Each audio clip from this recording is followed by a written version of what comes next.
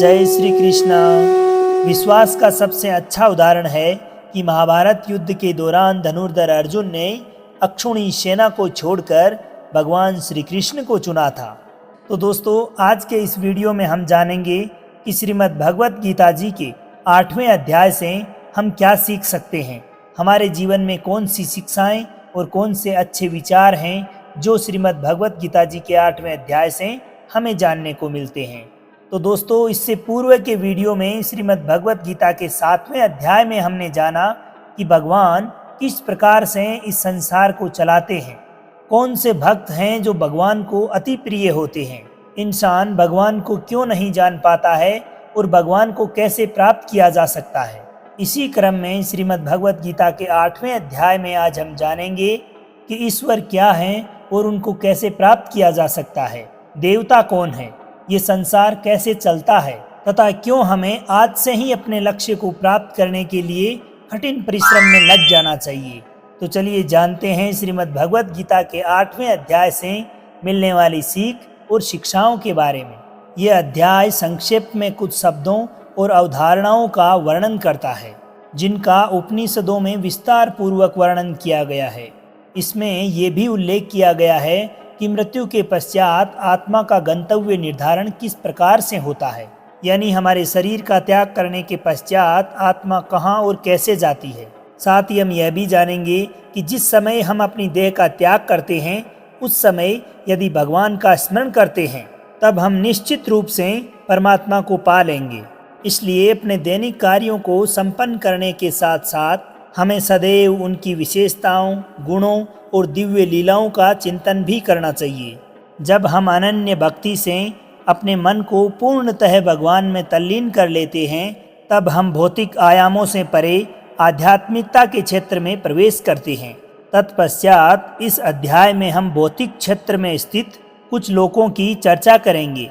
इसमें बताया गया है कि सृष्टि के चक्र में ये लोक और इस पर निवास करने वाले असंख्य प्राणी कैसे इसमें प्रकट होते हैं और प्रलय के समय पुनः इसी में विलीन हो जाते हैं। किंतु इस व्यक्त और अव्यक्त सृष्टि के परे भगवान का दिव्य लोक है। वे जो प्रकाश के मार्ग का अनुसरण करते हैं वे अंततः दिव्य लोक में पहुंचते हैं और इसके पश्चात वे कभी भी इस नश्वर संसार में लौटकर नहीं आते। जबकि अंधकार के मार्ग का अनुसरण करने वाले व्यक्ति जन्म, रोग, बुढ़ापे और मृत्यु के अनंत चक्रों में देहांतरण करते रहते हैं। इस अध्याय के प्रारंभ में धनुर्धर अर्जुन भगवान श्री कृष्ण से कुछ प्रश्न पूछते हैं। अर्जुन कहते हैं कि हे कृष्ण, ब्रह्म क्या है, अध्यात्म क्या है और कर्म क्या है, ये देवता कौन है, अधिदेव किसे कहा जाता है, इस संसार के निर्णय कौन करता है। हे मधुसूदन, दृढ़ मन से आपकी भक्ति में लीन रहने वाले मृत्यु के समय आपको कैसे जान पाते हैं। अर्जुन के इन सभी प्रश्नों के उत्तर भगवान श्री कृष्ण इसी अध्याय में देते हैं और साथ ही अपने सखा अर्जुन को ये ब्रह्मांड किस तरह से काम करता है इसके बारे में भी बताते हैं। भगवान अर्जुन को बताते हैं कि क्या होता है पुनर्जन्म और किस प्रकार से इस पुनर्जन्म के चक्र से मुक्ति मिल सकती है। श्री कृष्ण कहते हैं कि ब्रह्म परम अक्षर है। ब्रह्म यानी कि जो अक्षय होता है, जिसका कभी विनाश नहीं होता, अर्थात परम अविनाशी सत्ता को ब्रह्म कहा जाता है। जब आप स्वयं में स्थिर भाव को लेकर आते हैं तो अध्यात्म जो है वो आपके अंदर आता है और उस समय आत्मा का आधिपत्य हो जाता है, अर्थात आप आत्मा के वश में आते हैं। इससे पहले हम सब माया के आधिपत्य में रहते हैं, माया के वश में रहते हैं। इस प्रकार जब हमारे स्वभाव में स्थिर भाव मिल जाता है तो हम आत्मा के वश में चले जाते हैं और यही आध्यात्म की पराकाष्ठा है, यही आखिरी स्थिति है। इसलिए किसी भी मनुष्य की आत्मा को ही आध्यात्म कहा जाता है। कर्म भूतकाल का एक ऐसा त्याग है जिससे वर्तमान में परिणाम उत्पन्न होते हैं। हमेशा उत्पन्न और अंत होने वाले का ही नाम संसार है और जिनको शास्त्रों में परम पुरुष बताया गया है वही देवता है। भगवान का जो विश्व रूप, जो इस संपूर्ण सृष्टि में देवताओं पर भी शासन करता है, उसे अधिदेव कहते हैं। सभी प्राणियों के हृदय में स्थित मैं परमात्मा अधियज्ञ या सभी यज्ञों का स्वामी कहलाता हूँ। इस संसार का निर्णय करने वाला मैं ही हूँ। वे प्राणी जो शरीर का त्याग करते समय मेरा स्मरण करते हैं वो मेरे ही पास आएंगे। इस संबंध में निश्चित तौर पर कोई संदेह नहीं है। इसलिए हे कुंती पुत्र, मृत्यु के समय शरीर का त्याग करते समय जो मनुष्य जिनका स्मरण करता है वह उसी गति को प्राप्त कर जाता है, क्योंकि वह सदैव ऐसे ही चिंतन में लीन रहता है। इसलिए हमेशा मेरा स्मरण करो और युद्ध लड़ने के अपने कर्तव्य का भी पालन करो। अपना मन और बुद्धि मुझे समर्पित कर दो, तभी तुम निश्चित रूप से मुझे पा लोगे, इसमें कोई संदेह नहीं है। हे पार्थ, जब तुम अविचलित भाव से मन को मुझ पुरुषोत्तम भगवान के स्मरण में लीन करते हो तब तुम निश्चित रूप से मुझे पा लोगे। जो लोग सदैव मेरा स्मरण करते हैं, मेरा ध्यान करते रहते हैं, वो आसानी से मेरे पास आ जाते हैं। उनके सारे दुख और परेशानियां तथा जीवन मृत्यु का चक्र हमेशा हमेशा के लिए समाप्त हो जाते हैं। यहाँ पर एक बात अत्यंत महत्वपूर्ण है कि भगवान कहते हैं कि अंतिम समय में, मृत्यु के समय मनुष्य जिस जिस भाव का स्मरण करता है, चिंतन करता है और उसी स्मरण के साथ इस शरीर को त्याग देता है, वह उसी को ही प्राप्त हो जाता है। अर्थात अपने अंत समय में हम जिस चीज़ का स्मरण करते हैं, जिसका नाम स्मरण करते हैं, जिस वस्तु के बारे में सोचते हैं, हमारी आत्मा उसी में विलीन हो जाती है। तब तो ये बहुत आसान है कि हमें सदैव परमात्मा का ही स्मरण करते रहना चाहिए। इसलिए अंतिम समय में भी जब हम परमात्मा का ध्यान करते रहेंगे, उन्हें याद करते रहेंगे, तो निश्चित रूप से हमारी आत्मा परमात्मा में लीन हो जाएगी और हम हमेशा हमेशा के लिए इस जीवन मृत्यु के चक्र से छुटकारा पा लेंगे। इसीलिए भगवान श्री कृष्ण कहते हैं कि आप अपने अंतिम समय में जब आपके प्राण जाने वाले हो, आप भगवान को याद कर लीजिए, आप निश्चित रूप से भगवान को मिल जाएंगे। परंतु वास्तविकता यह है दोस्तों कि ऐसा होता नहीं है, क्योंकि मनुष्य जीवन भर जिस चीज़ का अभ्यास करता है वही चीज़ उसे स्मरण रहती है और अंतिम समय में भी वही उसके स्मरण में आता है। ईश्वर का अगर आपने ध्यान नहीं किया, मनन नहीं किया, कभी भक्ति नहीं की, तो ऐसा नहीं हो सकता कि अंतिम समय में आपके मुख पर, आपके आचरण में, आपके स्मरण में ईश्वर का नाम आएगा। इसलिए अगर आप ऐसा चाहते हैं तो आपको पहले से ही अपने जीवन पर्यंत ईश्वर का नाम रटते रहना चाहिए, उनका स्मरण करते रहना चाहिए, तभी यह संभव हो पाएगा दोस्तों। क्योंकि अंत समय में भी वही विचार हमारे समक्ष आते हैं जिनका हमने जीवन भर अभ्यास किया होता है।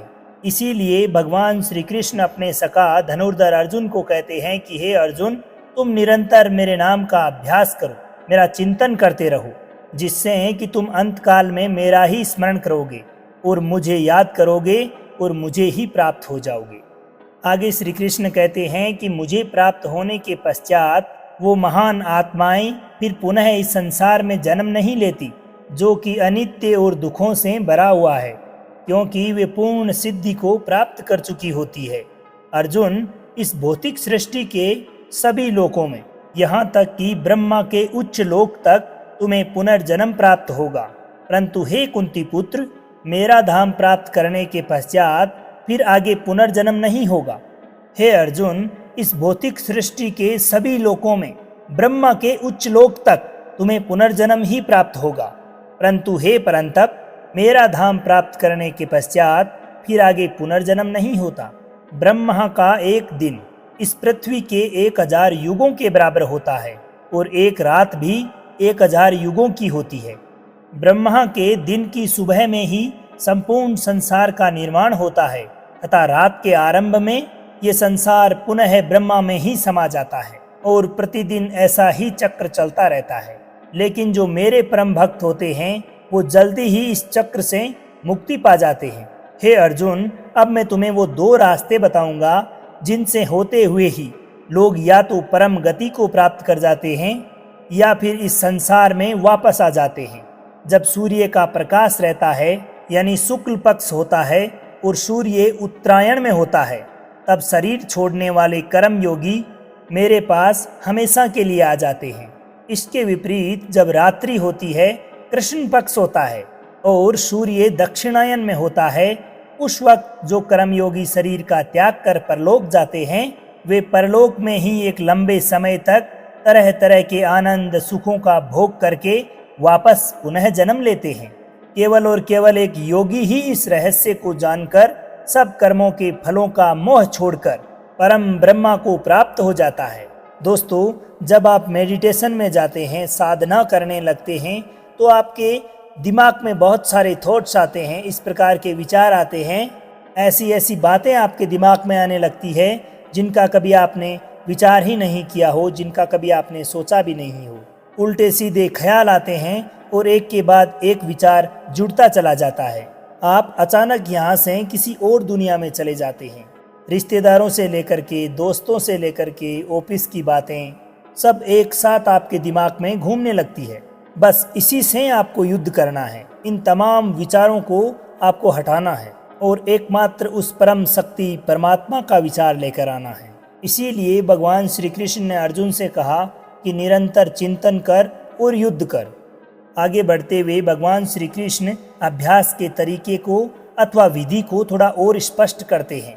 श्री कृष्ण कहते हैं कि सारी इंद्रियों के दरवाजों को रोक कर, यानी कि जो इच्छाएं हैं, जो कामनाएं हैं, वासनाएं हैं, उनसे अलग होकर के अपने ध्यान को हृदय में स्थिर करके अपनी आत्मा को शुद्ध करने का प्रयास करना चाहिए।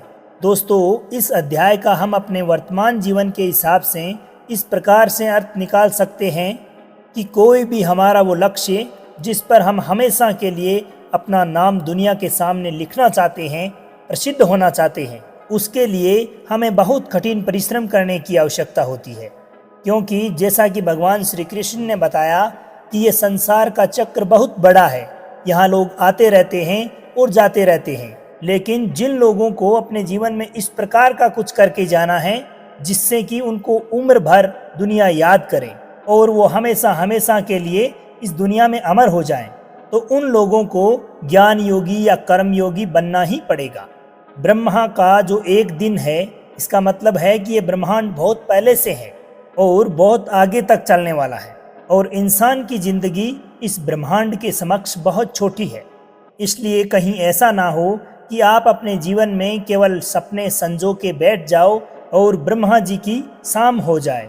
इसलिए सार रूप में यही बताया गया है कि आपने जो भी निश्चय किया है, जो भी टारगेट निर्धारित किया है, उसके लिए निरंतर अभ्यास में लगे रहिए, ऐसा सोचकर कि समय बहुत कम है, और साथ ही साथ उस परमात्मा का चिंतन भी सदैव करते रहिए ताकि आपको अंत समय में उसी का स्मरण हो और इस जन्म मरण के चक्र से हमेशा हमेशा के लिए मुक्ति मिल जाए। दोस्तों, उम्मीद है कि आपको ये वीडियो बहुत पसंद आया होगा। वीडियो को लाइक शेयर करके कमेंट में जय श्री राधे अवश्य लिखें। अब आज्ञा दीजिए आपके मित्र सांवर चौधरी को। मिलते हैं श्रीमद् भगवत गीता जी के 9वें अध्याय के साथ। तब तक के लिए खुश रहिए, मुस्कुराते रहिए, अपने जीवन में आगे बढ़ते रहिए और प्रेम से बोलिए श्री राधे राधे।